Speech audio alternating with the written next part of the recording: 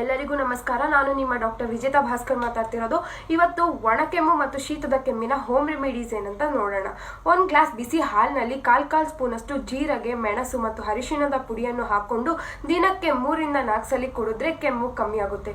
ಇದ್ರ ಜೊತೆಗೆ ತುಳಸಿಯ ಕಷಾಯ ಹೇಗಪ್ಪ ಮಾಡೋದು ಅಂದ್ರೆ, ಇಷ್ಟು ತುಳಸಿ ತಗೊಳ್ಳಿ, ಅದನ್ನ ಬಿಸಿನೀರಲ್ಲಿ ತೊಳೆದು ಅದಕ್ಕೆ ಮೆಣಸು, ಜೀರಿಗೆ ಮತ್ತು ಶುಂಠಿಯ ಪುಡಿಯನ್ನು ಹಾಕಿ ಮಿಕ್ಸಿಯಲ್ಲಿ ಗ್ರೈಂಡ್ ಮಾಡಿ ಅದನ್ನ 2 ಗ್ಲಾಸ್ ನೀರಲ್ಲಿ ಕುದಿಸಿ 1 ಗ್ಲಾಸ್ ಮಾಡಿ ಫಿಲ್ಟರ್ ಮಾಡಿ ಕುಡೀರಿ. ಇದರಿಂದ ಕೆಮ್ಮು ಕಮ್ಮಿ ಆಗುತ್ತೆ.